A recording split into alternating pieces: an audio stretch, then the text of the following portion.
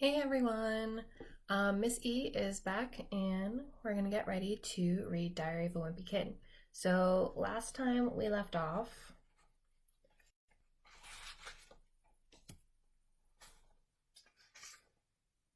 we just heard about Roderick having a band called Loaded Diaper, and we're gonna find out what happens on Thursday. So, Thursday. Yesterday, Roderick got a new heavy metal CD and I had one of those parental warning stickers on it. I have never gotten to listen to one of those parental warning CDs because mom and dad never let me buy them at the mall.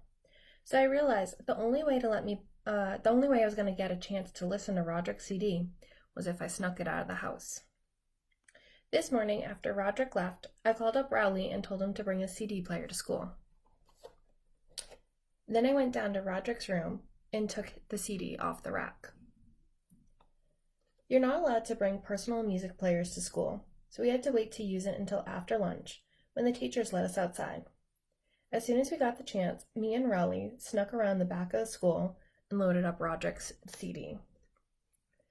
But Rowley forgot to put in batteries in his CD player, so it was pretty much worthless. Then I came up with this great idea for a game. The object was to put the headphones on your head and then try to shake them off using your hands. Without using your hands. The winner was whoever could shake the headphones off in the shortest amount of time.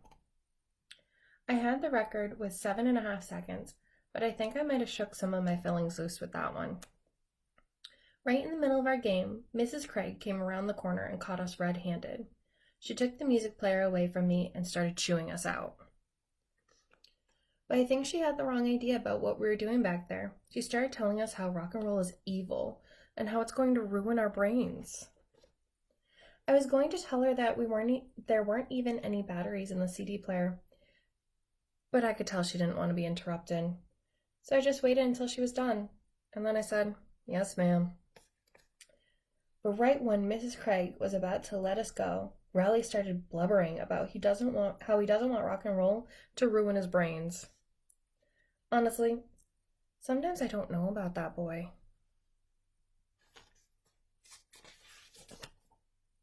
Friday.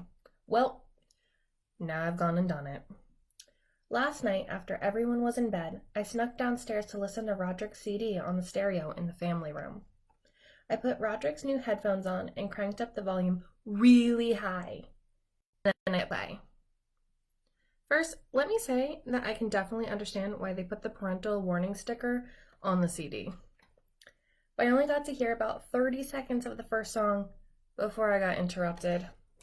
It turns out I didn't have the headphones plugged into the stereo, so the music was actually playing through the speakers, not the headphones. Dad marched up to my room and shut the door behind him, and then he said, "Let's you and me have a talk, friend."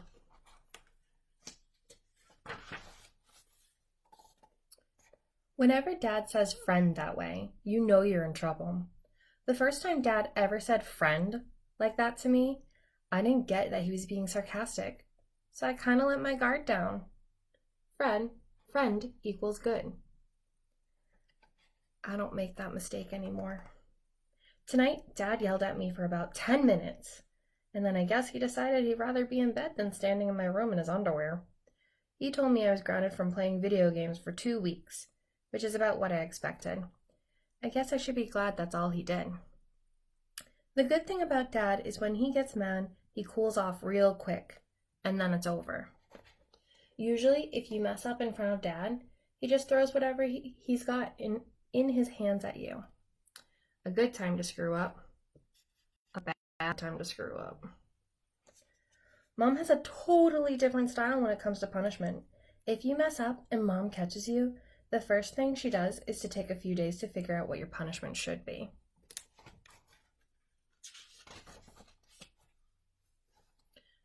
And while you're waiting, you do all these nice things to try to get off easier.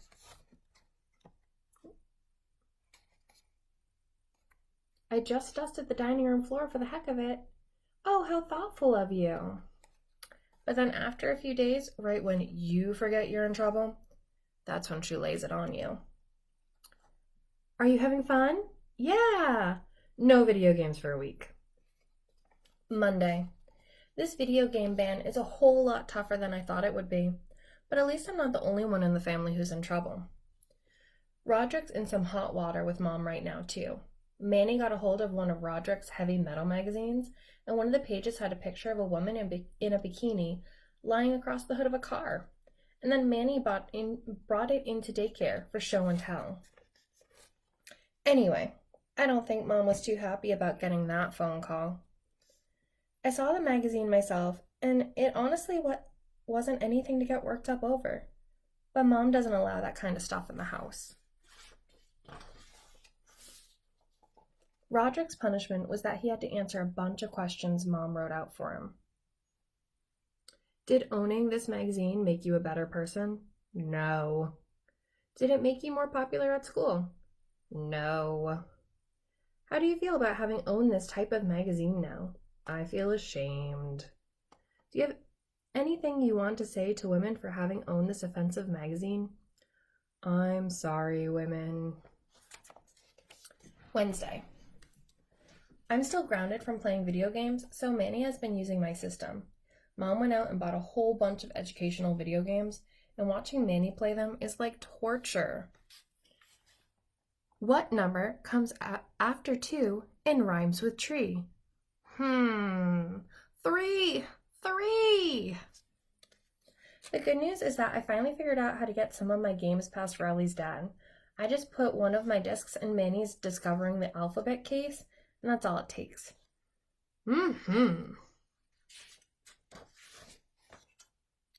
Thursday. At school today, they announced that student government elections are coming up.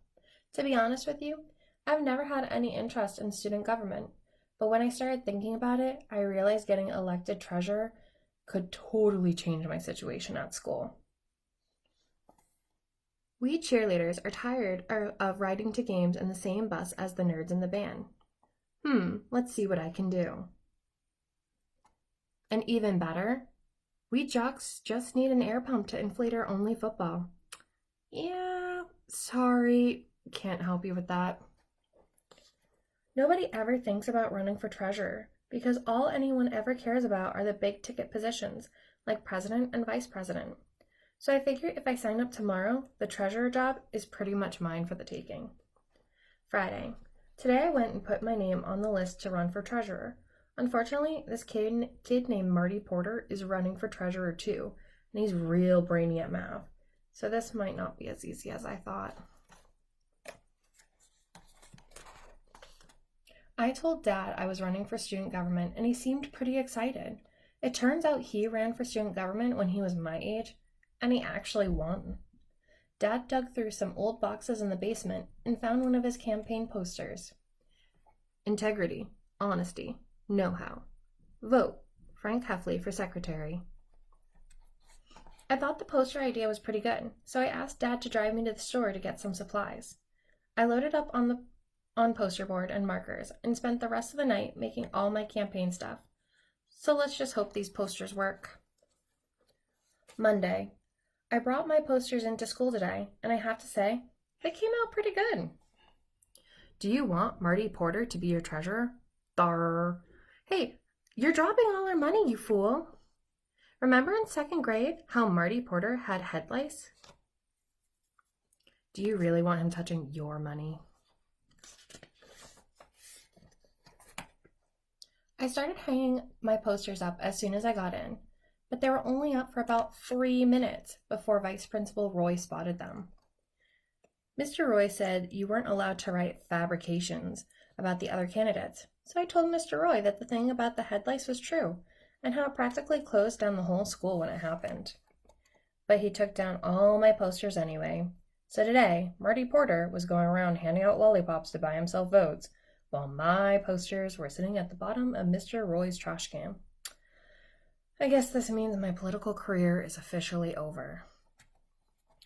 October, Monday. Well, it's finally October, and there are only 30 days left till Halloween. Halloween is my favorite holiday. even though Mom says I'm getting too old to go trick-or-treating anymore. Halloween is Dad's favorite holiday too, but for a different reason. On Halloween night, while all the other parents are handing out candy, Dad is hiding in the bushes with a big trash can full of water. And if any teenagers pass by our driveway, he drenches them. Yarg! I'm not sure Dad really understands the concept of Halloween, but I'm not going to be the one who spoils his fun. Trick or treat! Tonight was the opening night of the Crossland High School haunted house, and I got Mom to agree to take me and Rowley. Rowley showed up at my house wearing his Halloween costume from last year. When I called him earlier, I told him just to wear regular clothes, but of course, he didn't listen. I tried not to let it bother me too much, though. I have never been allowed to go to Crossland Haunted House before, and I wasn't going to let Rowley ruin it for me. Roderick has told me all about it, and I've been looking forward to this for about 3 years. Anyway, when we got to the entrance, I started having second thoughts about going in. Good evening. But Mom seemed like she was in a hurry to get this over with, so she moved us along. Once we were through the gate, it was one scare after the other. There were vampires jumping out at you, and people without heads, and all sorts of crazy stuff. But the worst part was this area called Chainsaw Alley. There was this big guy in a hockey mask, and he had a real chainsaw. Roderick told me the chainsaw has a rubber blade, but I wasn't taking any chances.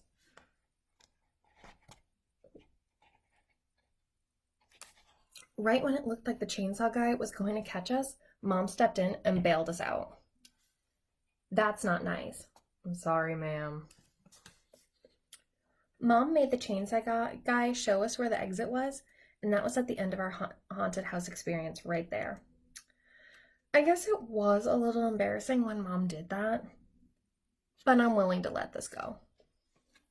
Saturday, the Crossland Haunted House really got me thinking.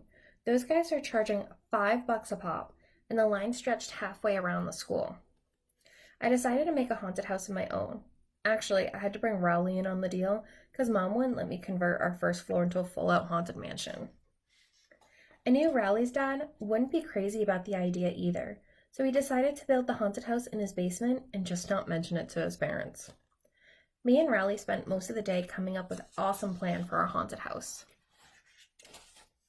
Here was our final plan. Hall of Screams, Lake of Blood, Bottomless Pit, Rat Tunnel, Maze of 1,000 Skulls, Knife Alley, Hand Hall, Death Slide, Acid Lake, Exit. I don't mean to brag or anything, but what we came up was way better than Crossland High School's haunted house. We realized we were going to need to get the word out and that we were going to do this thing. So we got some papers and made a bunch of flyers. I'll admit, maybe we stretched the truth a little in our advertisement, but we had to make sure people actually showed up. Haunted house with live sharks. Ouch. 32 Surrey Street, admission 50 cents, 3 p.m. By the time we finished putting the flyers up around the neighborhood and got back to Rowley's basement, it was already 2:30. We haven't even started putting the actual haunted house together yet. So we had to cut some corners from our original plan. When 3 o'clock rolled around, we looked outside to see if anyone had shown up. And sure enough, there were about 20 neighborhood kids waiting in line outside Rowley's basement. Now, I know our flyer said admission was 50 cents, but I could see we had a chance to make a killing here. So I told the kids that admission was $2, and the 50-cent thing was just a typo. The first kid to cough up his $2 was Shane Snella. He paid his money and we let him inside, and me and Rowley took our positions in the Hall of Screams. The Hall of Screams was basically a bed with me and Rowley on either side of it. Rah! Squeal! Rah! I guess maybe we made the Hall of Screams a little too scary, because halfway through, Shane curled up in a ball underneath the bed.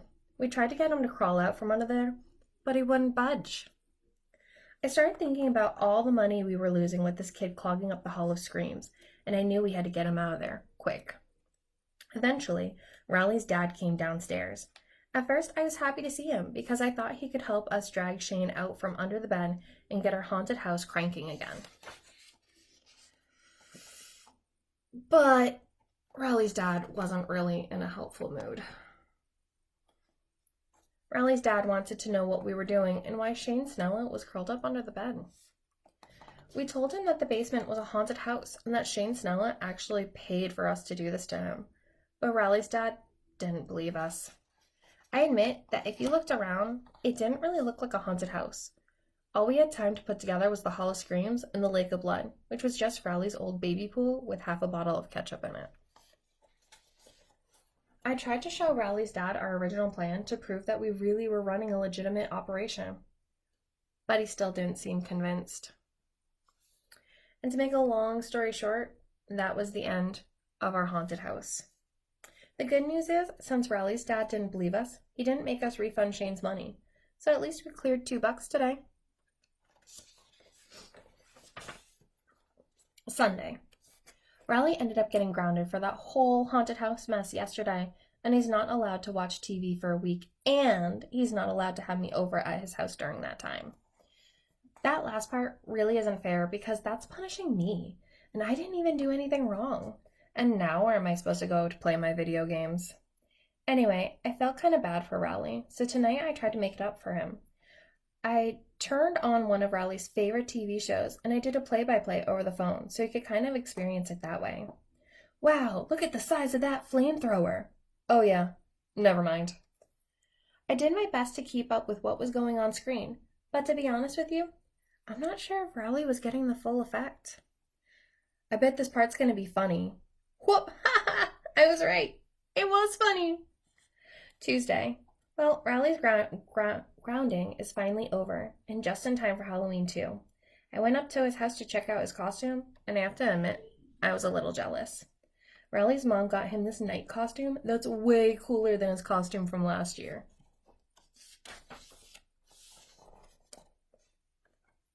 His night outfit came with a helmet and a shield and a real sword and everything. I've never had a store-bought costume before. I still haven't figured out what I'm going to go as tomorrow night, so I'll probably just throw something together at the last minute. I figure maybe I'll bring back the toilet paper mummy again. But I think it's supposed to rain tomorrow night, so that might not be the smartest choice. In the past few years, the grown-ups in my neighborhood have been getting cranky about my lame costumes, and I'm starting to think it's actually having an effect on the amount of candy I'm bringing in. What are you supposed to be? A cowboy? Double baseball hats. But I don't really have time to put together a good costume because I'm in charge of planning out the best route for me and Riley to take tomorrow night. This year, I've come up with a plan that'll get us at least twice the candy we scored last year.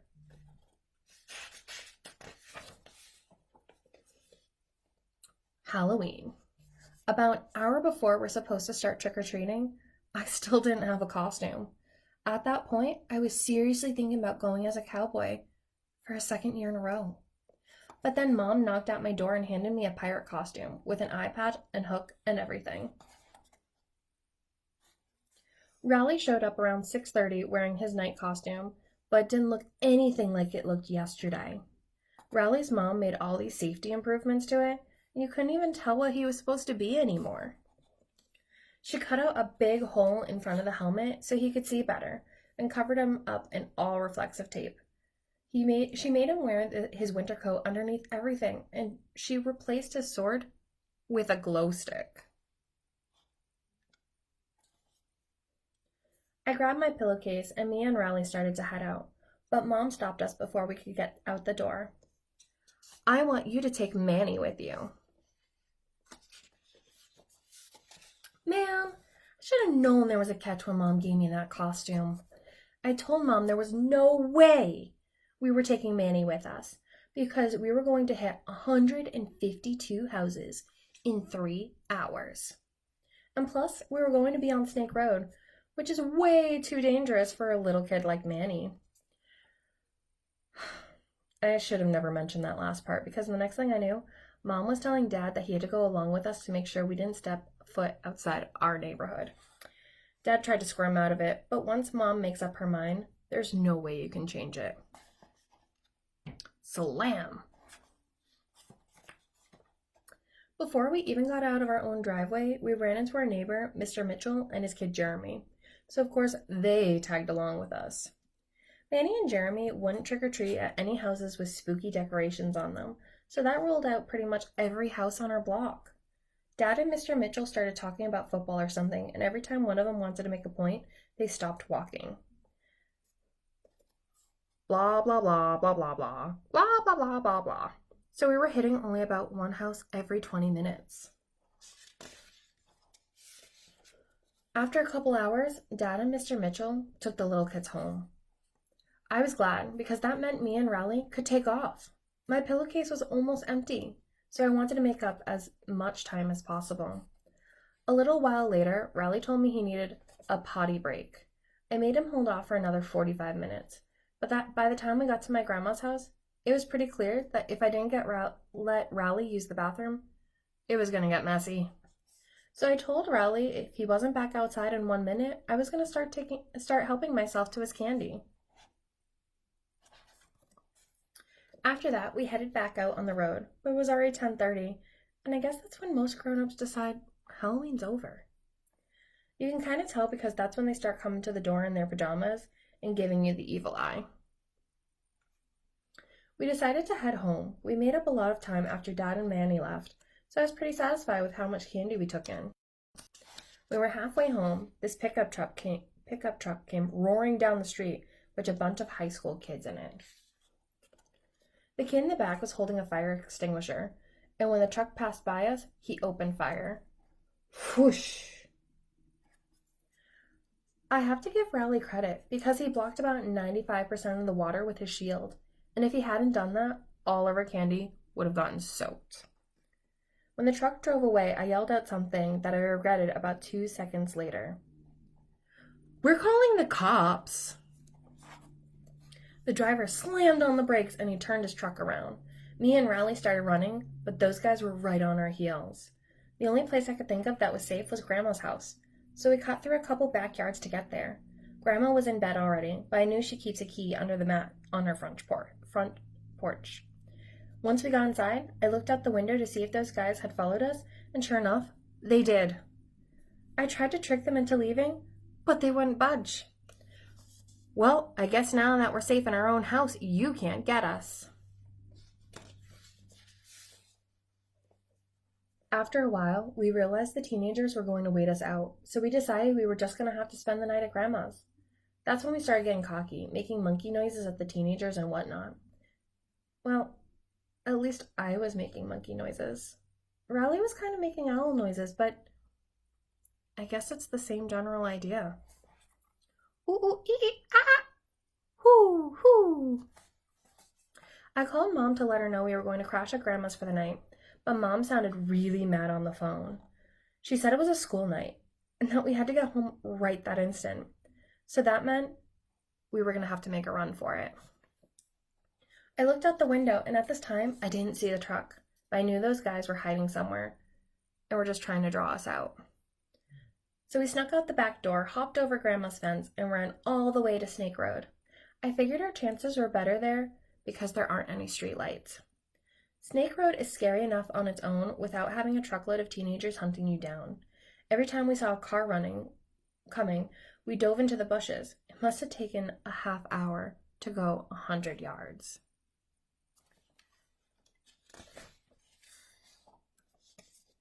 But believe it or not, we made it all the way home without getting caught. Neither one of us let our guards down until we got to my driveway.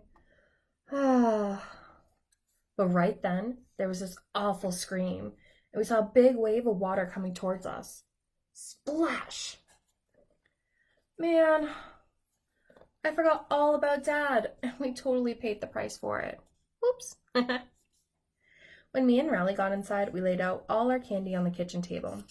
The only things we could salvage were a couple of mints that were wrapped in cellophane and the toothbrushes Dr. Garrison gave us. I think next Halloween, I'll just stay home and mooch some Butterfingers from the bowl Mom keeps on top of the refrigerator. So we're gonna leave off right here and we'll start next time with November. So I hope you guys enjoyed. I'll talk to you guys later. Bye everyone.